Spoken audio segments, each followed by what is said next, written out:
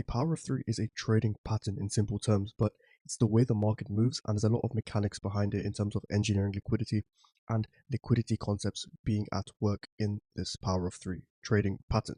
So it's pretty much the back end of the market, and you'll see why when I do a detailed explanation of what's actually going on around the trading pattern.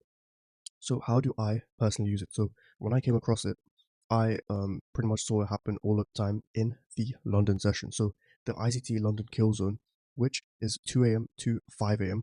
New York time, but I'm actually going to come out with a new, more simplified London kill zone, which is more high probability as well. So make sure to turn your notifications on and subscribe for that video coming out. But now let's get on to some actual, what does it look like? It consists of three phases. So power of three in its full glory, three phases. The first phase is the accumulation phase. Okay, then we go to a manipulation phase number 2, and then we see a distribution phase. Okay, we want to be in this distribution phase. So ideally, if the daily bias is bullish, we want to be buying and riding this distribution phase to the upside. So that is in its full glory. And also we want to be buying below the midnight opening price. So at 12 o'clock, whatever the opening price is of the candle, we want to be buying below it. But you'll understand this when I go through examples and some entry models, entry examples of the power of three working and how you can actually make it work. So that's in its full glory. Now, this is another way to look at it. The power of three can also be looked at from sessions. So Asian session is the accumulation part, then the London session is the manipulation, and then the New York session is the expansion or the distribution phase. Now let me just go here and explain what each of these mean. Accumulation, what are we doing? It's usually a tight consolidation. And the reason for this is because there is a buildup of liquidity above there and there. It's not showing right now, but basically there's liquidity right there. So there, liquidity right above the highs and liquidity below the lows. So what we're doing is basically engineering liquidity. What this means is that Asian session is pretty much choppy in the major pairs at least, such as Euro USD. So we essentially have buy stop orders right there and sell stop orders right there. That's number one. Also, from previous day, we have people possibly in trades with a trade, let's say there, and a stop loss somewhere there, targeting some target right here. Let's say it's targeting this power of three in its full glory. Targeting right there. So 4.81 risk to reward, not bad. So that's what that's got. Then what we're doing pretty much is we're taking out the people who were already in buys. So this would actually come all the way down to there and manipulate like so. Something like this. So this would be the manipulation phase. Then becomes a distribution because we've taken out all these early buyers who were buying from yesterday probably, taking out their stop losses, and now we have the fuel in the market to actually drive price up because there's so many people, so many retail traders which have been liquidated, which with their stop losses in obvious places such as equal lows, so on and so on. So that's number one. Number two is once we break the Asian low is a very important part in or point in liquidity. So people will be wanting to, if they don't have a daily bias, they would want to sell the market immediately. So breakout traders, right? It'll be something like this. It breaks the lows and then immediately they're going to be selling, sell stops right there, stop loss above, take profit. So now what that does, it triggers them too. So now they're in short. These guys already stopped out because they were early buys.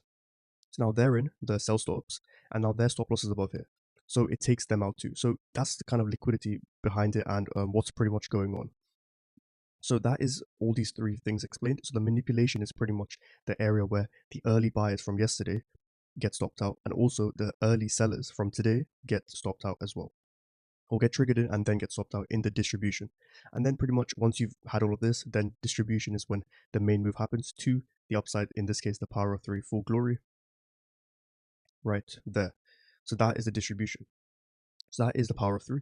Now another way to look at it, as I've already shown you, is in sessions. Asian session, London session, we usually have the manipulation, and then the New York session we have the expansion, but sometimes there are other things that can happen, so I'll just run you through that. The three possibilities. So possibility number one is, as I've already shown you, typical consolidation tight range Asian session, then Asian low gets taken out, London session, and then New York expansion, number one. Number two is that we don't actually have a tight consolidation. We actually have a more of a trending market in the Asian session. Then this is followed by the London session manipulation of the Asian lows, and then New York expansion, and we want to be buying below this midnight opening price.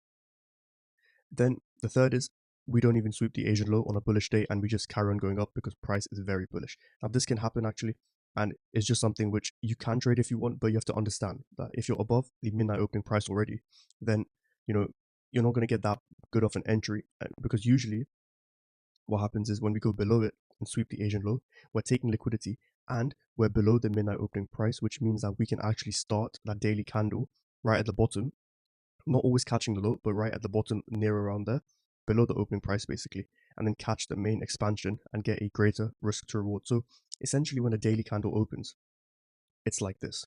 Now, if we're automatically bearish and we're targeting, let's say, something like this can be my target, so I'll make it green. This is my target right there. So we're targeting this. What you will see on a daily basis is that if we're projected to go lower, what we do first actually is we go up first, then we go down, then we potentially come up a bit, and then we close there or something like this. Okay, and this is what bearish days most of the time look like. That's why this is the open which I was talking about right here. This is basically this. So if we're going to be going down anyway because of a daily bias, we want to be getting in right around here. There, get in there. We're going to be getting in right there.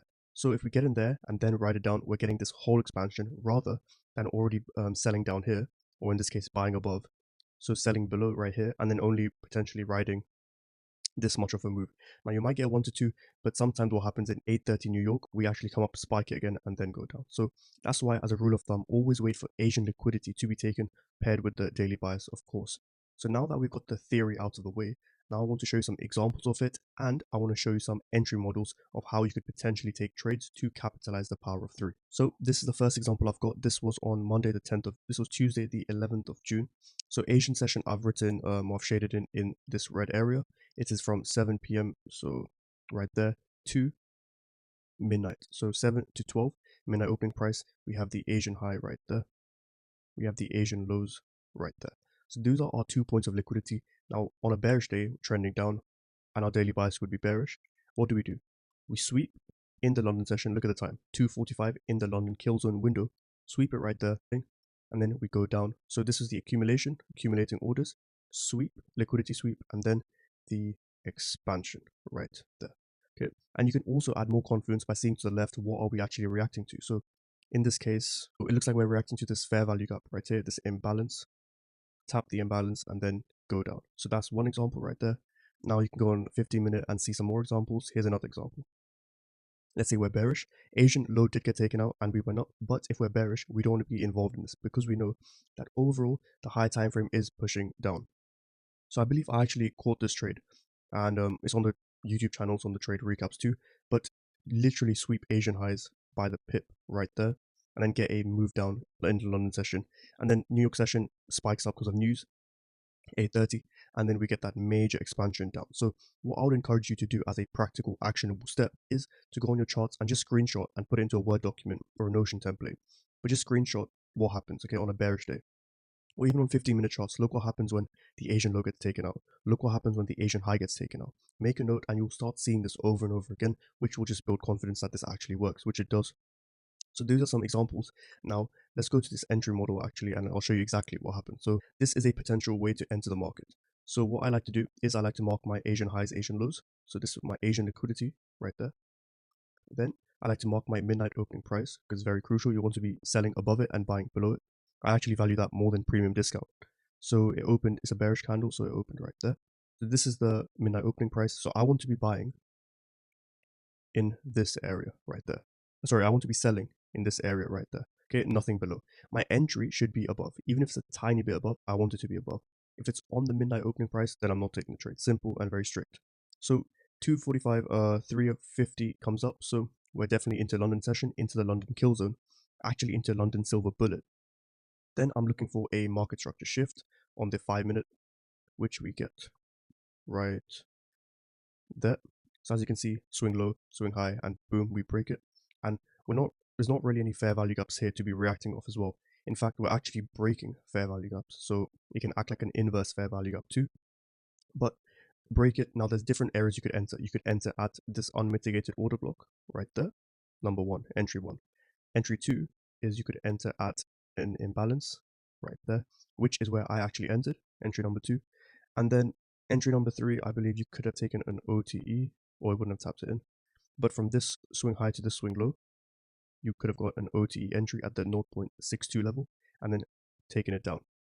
The main thing you should take away is that all these entries I've shown you is above this dashed line, above the midnight opening price, which is very crucial and which is very key.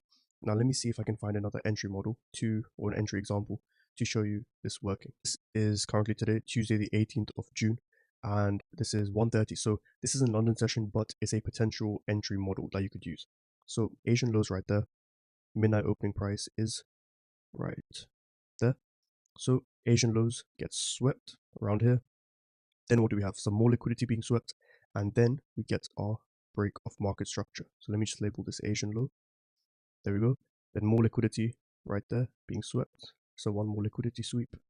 And then we get the main move, break of structure. No fair value gaps left this time, which can be low probability actually, but it is a strong reaction to be fair. Order block, the last down close candle that swept liquidity and then got traded up. So this becomes an order block right there. Tap into it and then we go up and target, and then we've come down because we're potentially reacting to this. And plus my daily bias is bearish on Euro USD today, so I wouldn't be looking for this anyway. But some people just trade Asian low, Asian high, so that would be a potential entry model. But that is all from the power of 3. If I've missed anything out, make sure to let me know in the comments below, and I will make an updated version of the power of 3. If you need any help, any questions about entry models, ICT concepts, then just let me know down in the comments below and I'll answer your questions. Happy trading, stay safe, hope you got value out of it, and I will see you in the next one.